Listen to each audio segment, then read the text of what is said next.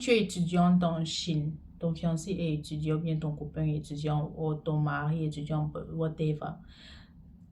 Je ne te conseille pas de tomber enceinte en Chine. Ça, c'est un truc. On m'a dit ceci, que je dois envoyer mon enfant au pays. L'immigration de ma ville me dit que non, qu'ils ne peuvent pas renouveler pour mon fils parce que le visa qu'ils ont mis dans le passeport de mon fils au préalable, apparemment, dans la province, là, on ne renouvelle pas ce genre de visa.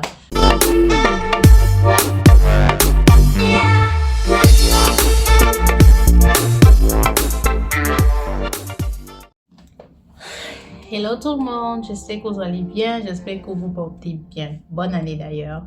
Je m'appelle Harley, tu peux m'appeler Harley si tu veux. Si c'est ta première fois ici, eh bien, you are welcome.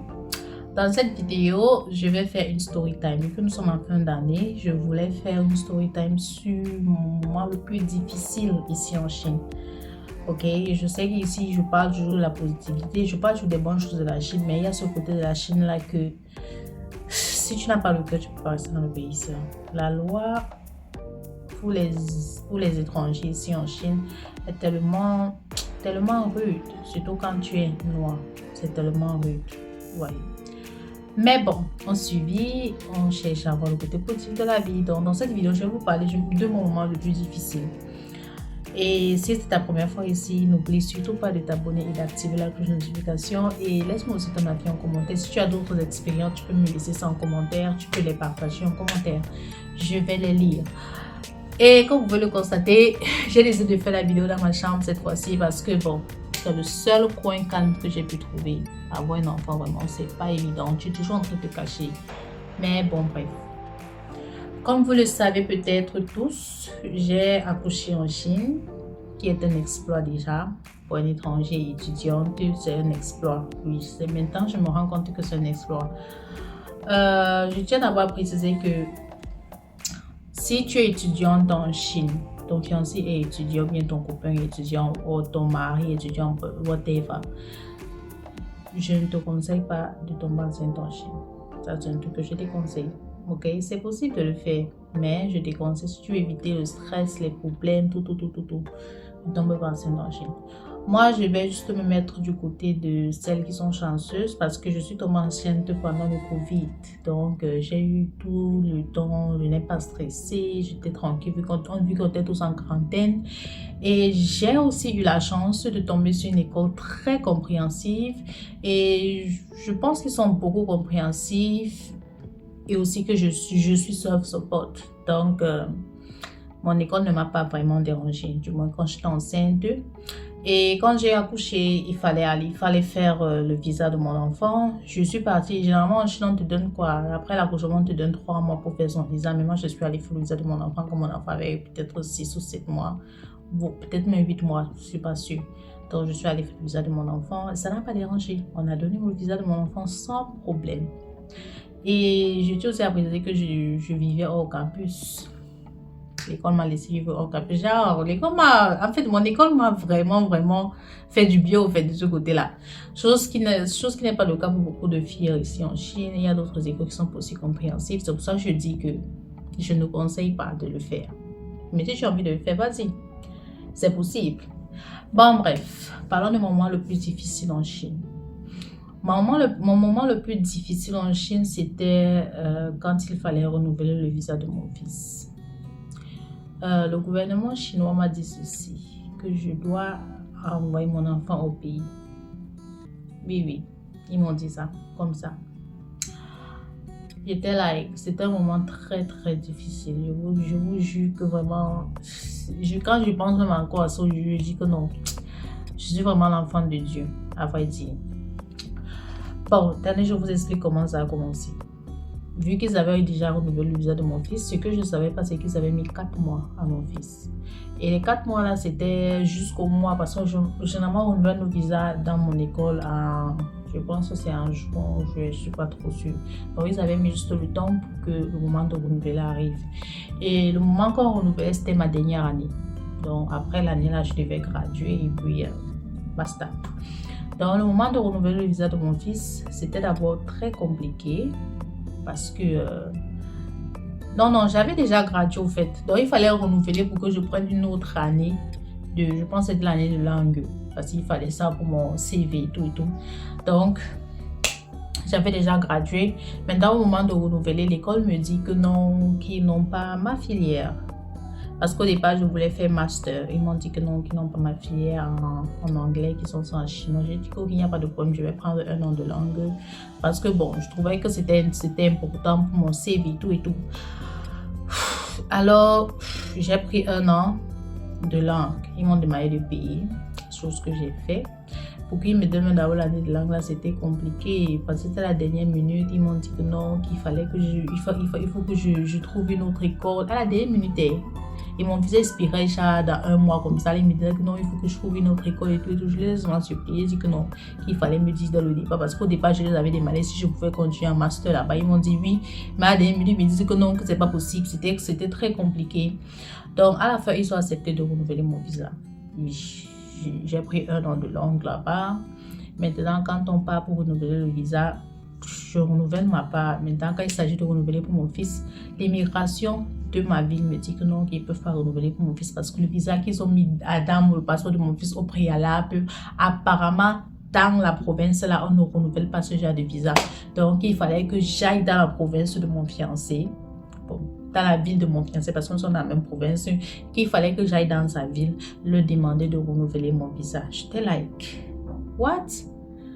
J'étais choquée. Maintenant, quand je vais dans la ville de mon fiancé, je pars, parce que lui aussi, à ce moment-là, lui, il était encore étudiant et tout et tout. Je pars dans son école me dit que non, ils sont en vacances, que la personne qui s'occupe de ça n'est pas là, qu'il est là en vacances, que je dois attendre qu'il revienne des vacances. Et le visa de mon fils expirait en ce moment-là. Je pense que ça expirait dans 2 semaines. C'était compliqué. Je suis restée. On a réfléchi. L'école ne voulait pas renouveler. Alors, je suis à la Guangzhou. Comme je disais, je suis à la Guangzhou. Bon, petit conseil. Si tu as les problèmes de visa ici en Chine, si tu connais quelqu'un à Guangzhou, peu importe, qu'il soit nouveau ou ancien, pas d'abord à Guangzhou, tu vois les anciens là, tu les poses ton problème, tu les expliques ce qui est sûr, ce qui vont trouver une solution. Donc mon fiancé, lui, il avait un ami là à Guangzhou qui a dit que bon, il peut nous aider à avoir le petit visa. Il nous a dit comment faire, les papiers qu'il fallait amener. Et puis nous sommes allés à l'immigration à Guangzhou. Nous sommes d'abord allés dans une première immigration là-bas à Guangzhou. J'ai amené les documents de mon fils et tout, que je voulais qu'on extende le visa, on donne le petit visa. Le petit visa, c'est généralement 2 semaines. Donc, c'est 2 semaines, 1 semaine, je ne suis pas sûre. Donc, je suis allée à la première immigration. C'était une vieille immigration, là, comme ça, là, like, it was not welcoming. C'était trop bizarre. Et vous connaissez Guangzhou, j'avais beaucoup les Africains et tout. Donc, je suis allée là-bas, je vois la dame, c'était une chinoise, je l'explique. Je lui donne les papiers, elle me dit que non, pourquoi est-ce que je ne peux pas faire ça dans la ville de mon fiancé ou bien dans ma ville et tout. Je l'explique encore la situation. Elle m'a jeté les papiers là au visage. Elle a dit que non, elle ne veut pas. Elle a même pris le papier le plus important parce qu'il y a un document là. Tu dois prendre une photo. En fait, il y a ta photo sur le document là. Tu payes pour ça au fait. Elle a pris ça. Elle est calée avec que je pars dans ma ville. Là, elle ne voulait rien comprendre au fait. Je vous jure que non. That time, I melted. J'ai pleuré que les gens là, qu'est-ce qu'ils me veulent au fait. Donc, ils veulent que je renvoie mon fils au pays et je reste là. J'étais tellement triste. Ensuite, je ne sais pas, comme Dieu fait ces choses, apparemment, il y avait une autre immigration là-devant. En fait, c'était la plus grande immigration. En fait, je suis allée là-bas avec mon fiancé. Nous sommes partis là-bas. On a vu une dame là. On a expliqué la situation. Elle nous a dit comment est-ce qu'on doit faire tout. Elle était très gentille. Elle nous a dit comment est-ce qu'on doit faire. Et il y a beaucoup de gens dans la grande immigration. On a passé toute la journée là-bas. On nous a reçus à 16 h. Nous sommes arrivés à 10 h. On nous a reçus à 16 h. On a donné le document au monsieur. Le monsieur a regardé l'enfant. C'était aussi un chinois, bien sûr. Il a regardé l'enfant. Il nous a donné le visa, le petit visa. J'étais contente. Au moins, Dieu a fait grâce. J'ai eu mon petit visa. Ensuite, c'était juste pour gagner du temps, pour pouvoir gérer avec l'école. Et pour que l'école de mon fiancé puisse remettre le visa à l'enfant. Donc, et en ce moment-là aussi, mon visa n'était pas encore sorti, vous voyez. Donc, on a pu convaincre l'école a accepté, c'est pas, like, c'est pas que Dieu fait ces choses, on a pu convaincre l'école de mon fiancé a accepté de renouveler le visa de l'enfant.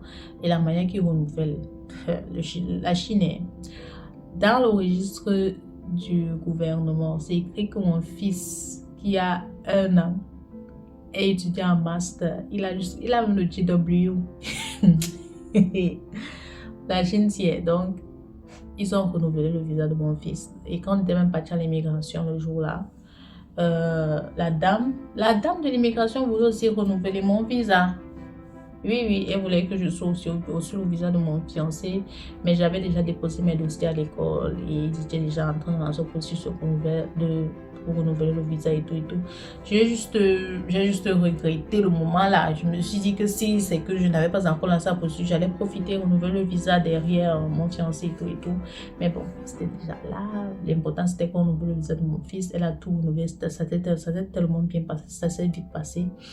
Mais ça, c'est juste une petite histoire. J'ai juste fait. J'ai évité de trop donner les détails, vous voyez.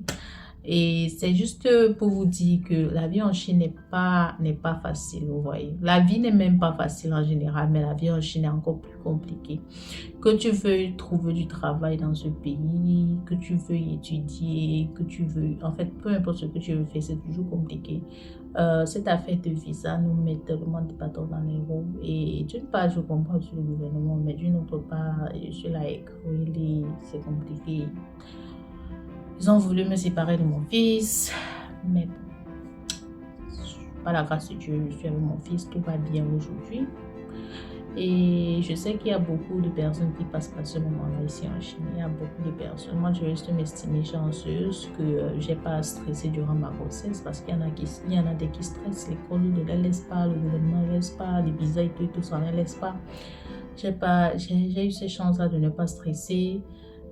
C'est quand il y a eu le problème du visa de mon fils que j'ai compris beaucoup de choses dans ce pays parce que je me disais que bon, c'est facile et tout. Si vous regardez bien ma chaîne YouTube, je donne toujours cette image là que c'est facile parce que je vois toujours la vie du côté positif. Au fait, ceux qui me suivent sur Instagram vont comprendre que ils vont croire que la fille n'a jamais de problème, mais pourtant je traverse des moments très compliqués, mais juste que je ne les montre pas, vous voyez.